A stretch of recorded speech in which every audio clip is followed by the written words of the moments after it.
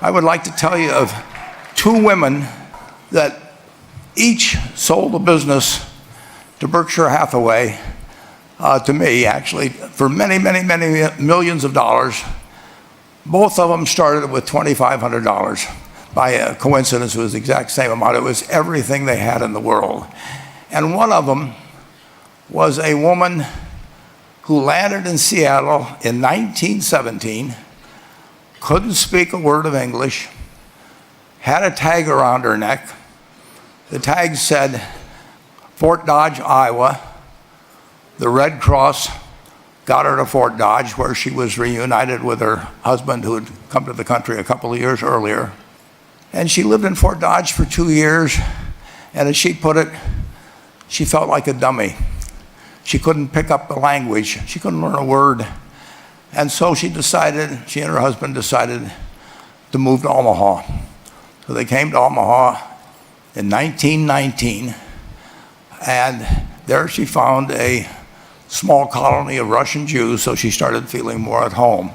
And then as her oldest daughter went to school, she would come home, this daughter, Frances, and she would teach her mother the words she had learned in school that day.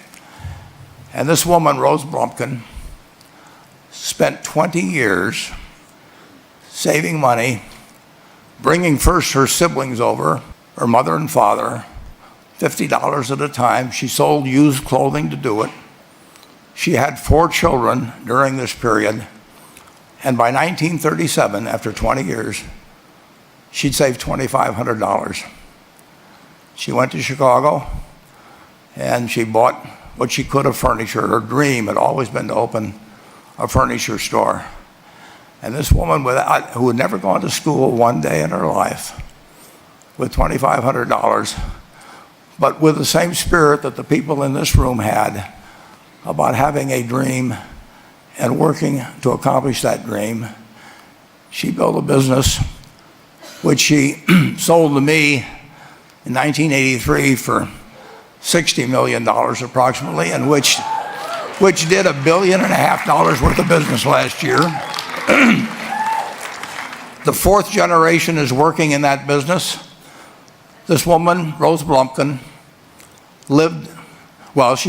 she worked for me until she was 103. And then she retired and she died the next year, which is a lesson to all of Berkshire's managers that premature retirement, you can't tell what's going to happen. But Mrs. B, with her $2,500, one further fact about her, she could not read or write. And she went into a furniture business, and she didn't bring anything unique in furniture, but she brought a determination to succeed. She knew she could outwork anyone else. She knew she cared about her customers. She worked at very low gross margins, but she built this incredible business. And I saw one other woman who did a similar thing with $2,500. I paid her hundreds of millions of dollars for her business. So I decided to go to the source and get these people before, I don't want you guys coming around to me asking me hundreds of millions of dollars. I'd like to join in with you much earlier. So I've followed this group, and today I'd like to tell you about one other small business person. This person, I went to buy his business from him, and he turned me down, which was very wise. But this was a fellow who was born about 8 years before I was. He was born in 1922. He was we'll call him Jack, lived in the Midwest. He was a pretty good athlete, didn't like school much. And I'm going to tell you one thing early in the story. Maybe you can figure out who the guy was. The company he built hires more college graduates each year than any other company in the United States. And this fellow, who was destined for this but did not know it, Jack, went to college for a year and then dropped out. He really wasn't that interested in school. And the year he dropped out was 1941, when the United States became under attack He went down to the Army Air Force recruiting station, volunteered, and they turned him down because he had hay fever. So he went over to the Navy and again volunteered, and they took him. They put him on an aircraft carrier. He flew small flight airplanes during World War II, got 2 distinguished flying crosses from the Navy, and then he came back to the Midwest. So now we've got a young guy, probably by this time he would be 23 or 24 years old. And the interesting thing is, he got back to the Midwest, and he actually kind of went from one job to another for a short period of, or not such a short period of time. And he finally became a used car salesman at a Cadillac dealership in St. Louis, Missouri. And at age 35, having moved up in the organization, the sales organization, he said to his boss, "Could I go in the car leasing business with you?"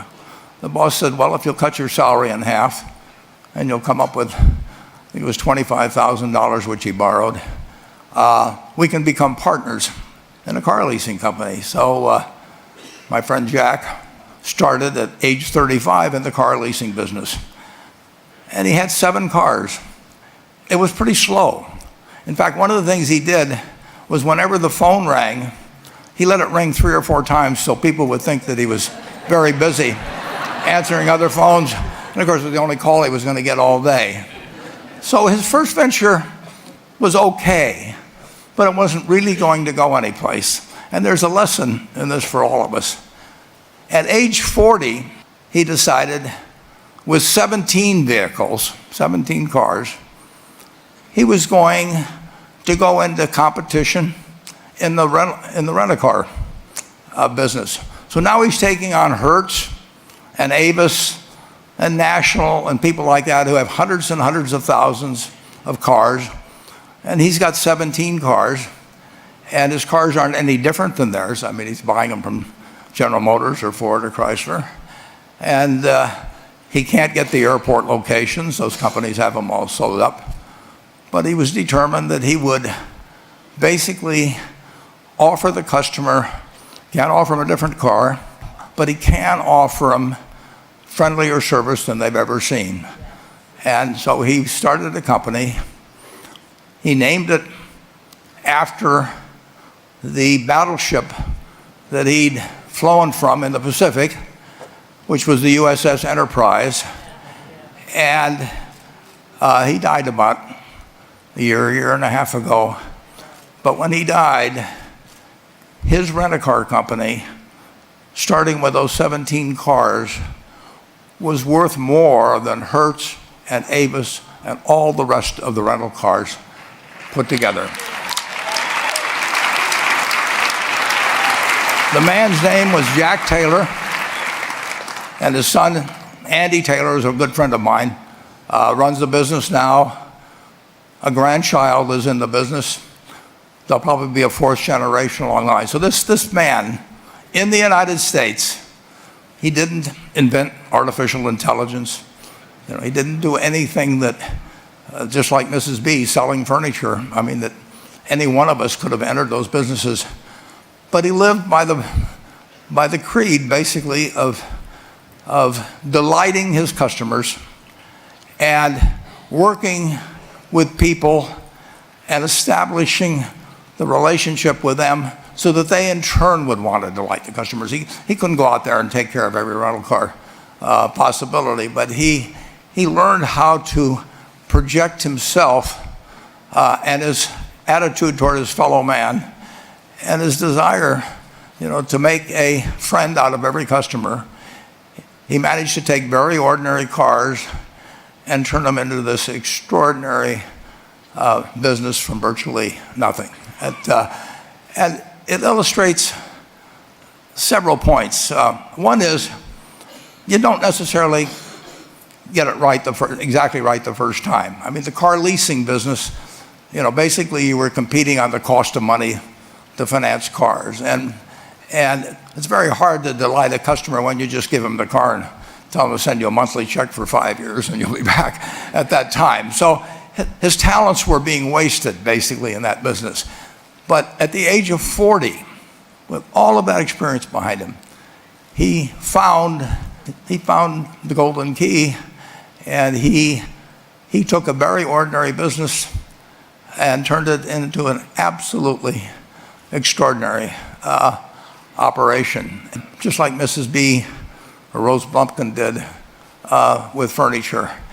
And he didn't worry about whether the Federal Reserve was going to tighten or ease. He didn't worry about whether the stock market was up or down yesterday. He didn't worry about the things he couldn't change, but he did focus on the one thing he could change, and that was the customer's experience. And I have seen the one that got away, Enterprise. I went down to Florida and tried to talk him into selling to Berkshire, and he was smart enough not to do it. Probably the value of the company has quadrupled since I made that visit. But he was smart enough to see that he would find that business. Henry Ford, as you may know, failed twice before he started the Ford Motor Company in 1903. I mean, the test isn't whether you get the greatest business idea in the world the first time out. The test is whether you keep learning as you go along what your strengths are and what you can do for your customers, what you can bring especially to the party. And to do that, you need the education that I know you've received through 10,000 small businesses, but you need a genuine desire day in, day out to delight the customer.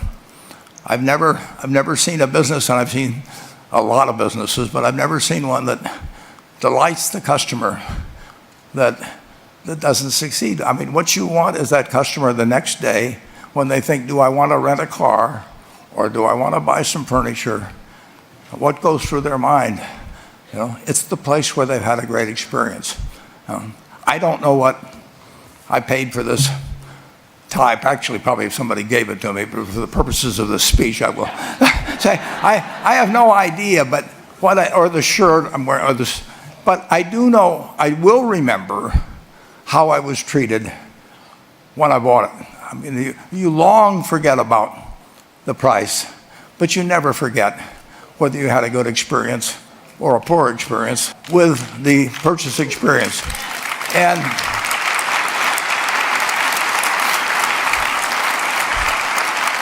you'll have a hard time finding a person that's had a wonderful experience, a delighted experience in purchasing anything that isn't going to come back.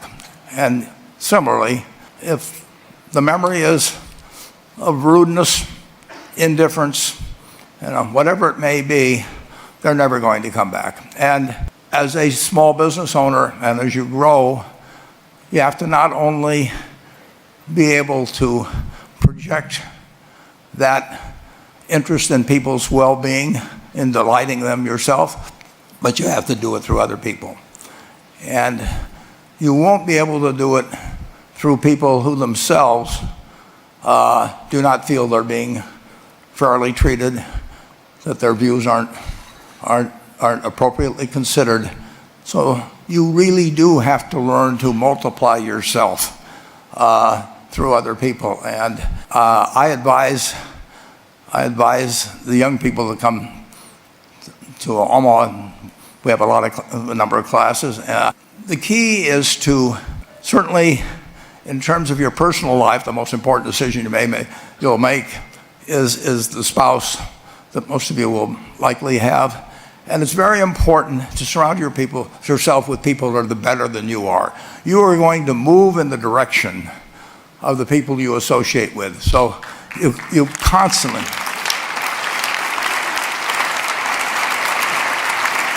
I've been enormously lucky in that respect. I mean, I've just had teachers and friends and a spouse that really was a better person than I was, and I had enough sense to learn from these people that life went better if you behaved better yourself. It took a while.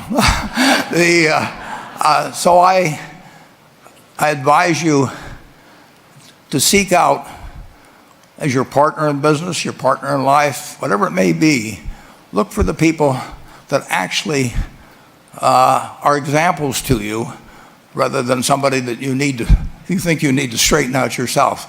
And simple rules like that: delighting customers, working through other people, associating with people that will cause you to move in a better path than you might otherwise have. They will take you so far in life that it's hard to believe. I mean, they took Rose Blumpkin without being able to speak a word of English, couldn't read or write, and they took her to what is now a $1.5 billion business. And incidentally, there's been no money put in it since the $2,500. That's been the total capital paid into the Nebraska Furniture Mart. And I think if you looked at Enterprise, I don't know their books the same way, but my guess is that very little equity capital has been added to Enterprise over the years. The business built on itself. So I want to tell you, I admire this group enormously. When I met Dr. Mello's class on September 22nd, 8 years ago, I was thrilled. And I admire people that are doing what you have done. Working hard at your job at the same time, you took on an added really a lot of hard work to further your skills.